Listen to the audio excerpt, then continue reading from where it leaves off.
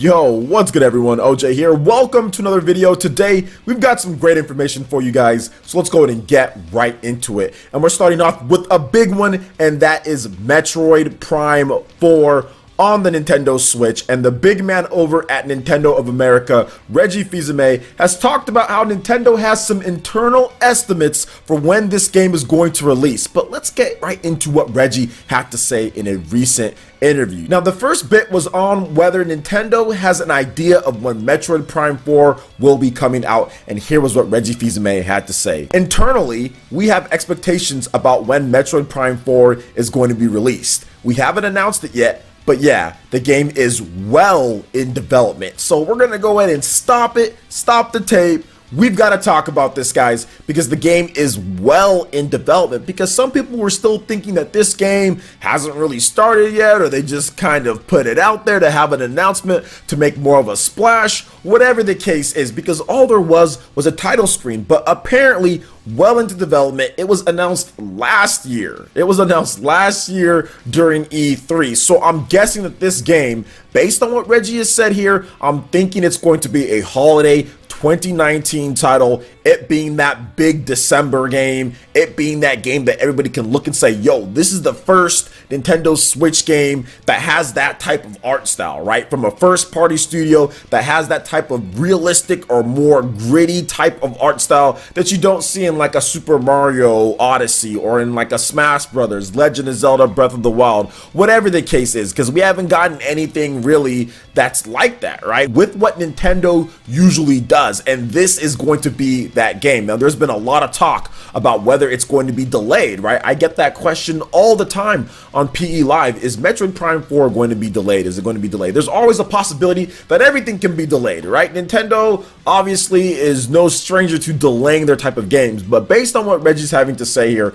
it's well in development. Based on what we've heard beforehand and kind of what was going on and the development of this game, the type of people that we're getting back on there, the fact that it's back in Japan and they're not basically doing this two-pronged communication with Tanaba in Japan and then Retro Studios here. I think they really just wanted to focus and kind of make Metroid maybe into a franchise that does a little bit better in Japan as well, because we all know that Metroid is going to do some numbers here in the West, and I think this is probably going to be, if it's as high as quality as the original Metroid Prime or any of the other Metroid Prime games, right? If it's as high as quality as that, I think this is easily going to be the best selling Metroid game, just because it'll be the biggest leap that we've seen. It'll be like that, oh my gosh, it'll be like that jump that we saw from Super Metroid to Metroid Prime. Not in the way that it actually played, right? Because obviously those were different types of styles in how they looked, but the actual graphics, going from the Super Nintendo all the way to the GameCube, you got some generations jump there. And essentially what we're doing here is we're going from the GameCube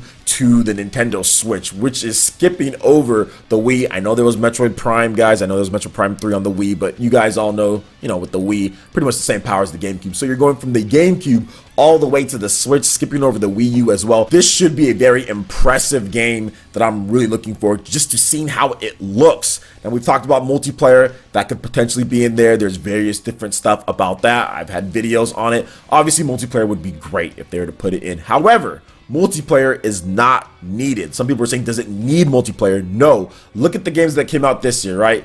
God of War, Spider-Man, Red Dead Redemption 2, all of them launched with no multiplayer. All of them aren't going to have multiplayer outside of Red Dead Redemption 2. That's getting a whole separate type of Red Dead 2 whatever online. But does it need it to sell what it sold? Not really. I think there would be millions upon millions of people who bought it, even if it was just a single player campaign. But I do think that multiplayer can add a new dimension to the game. There's been multiplayer in previous Metroid games. We've had the Metroid game on the Nintendo DS, the Hunters game. We've also had Metroid Prime 2 on the GameCube, which was local, but it still had some fun multiplayer. So if they added it in there, I'd be completely down, but make sure the single player is solid. Make sure that you have enough there to where people really say, yes, this is a full Metroid experience for single player, and I think that they will. So we'll have to wait and see, but I think we're going to get single player and multiplayer. So what do you guys think about what Reggie Fils-Aime had to say here and Metroid Prime 4? I'd love to hear you guys' thoughts in the comment section below. All right, and moving on to the next topic here, Masahiro Sakurai has talked about Super Smash Bros. Ultimate when it comes to Ken Incineroar, amiibo creation, removing trophies, and a lot more. So we're gonna go ahead and jump right into everything that Sakurai has to say here. So first, it was on Ken. There's a good few moves that differ from Ryu's. Please think of him as a service to players who make the most of the frames they're given. On Incineroar, I wanted to try making a pro wrestling character at least once. Mr. Usho Itsuzuka did some new recordings for Incineroar for this game. May he rest in peace. On Amiibo, it takes around a year for us to make the Amiibo from the original prototypes, so please excuse the wait. On the removal of trophies, I came to this decision pretty quickly. I wanted to divide my strength among other things. Making them took quite a bit more effort than people might think, and yes, that's 3D modeling, making all those trophies. They're using 2D kind of artwork for the spirits, so absolutely it does take a lot more time than people would think on those. Now on spirits mode, everything will become clearer when you actually start playing. I'll put together a summary of the mode's design after the game's release, so I like that. I don't want the spirits mode and everything else to be spoiled beforehand, so that's pretty cool. Also on online matchups, so this is something that I'm interested in quite a bit. In this game, matches will be completely synchronized. As such, the distance between players is a top deciding factor, so good, you'll be able to play people that's closest to you so you get better matches. On Elite Smash mode, players with high skill level will be able to enjoy true battles, as this prevents them from being pitted against beginners. Achieving this definitely amounts to bragging rights among other things, and that was one of the main problems with Smash Bros. For Wii U, is that even if you've got 10,000 wins, which I had well more than 10,000 wins in Smash Bros. For Wii U, I'd still be paired up against people who barely know how to play the game or just got the game or whatever the case is. So that's one thing that Elite Battles can fix, to where you're not going into matches every single time playing against somebody who doesn't know how to play. So next, he talked about Piranha Plant. He'll be available in 1 to 2 months after the game's release. And finally, Sakurai talked about the biggest, baddest enemy. So he says that if the opportunity presents itself, I'd like to write about the game's adventure mode, bit by bit. That being said, as of right now, it's finished. So there you go, man. There's everything that Sakurai had to say, and I'm excited about the Elite Smash. I think that's probably the thing that I'm excited about, and also on the online matchups, because that was one of the big problems with Super Smash Bros. For Wii U, is that sometimes really at the beginning of the game, it would pair you up with people in Japan. It wouldn't pair me up with people here in the West Coast or here in the US, but I'd get a lot of Japanese users when the game launched, and you know that there's people that are playing it here in the US. Why is it pairing me with people in Japan, and then we're getting ridiculous amounts of lag or stuff like that? So that's one of the major things that I'm glad that they fixed. Elite Smash is also really cool.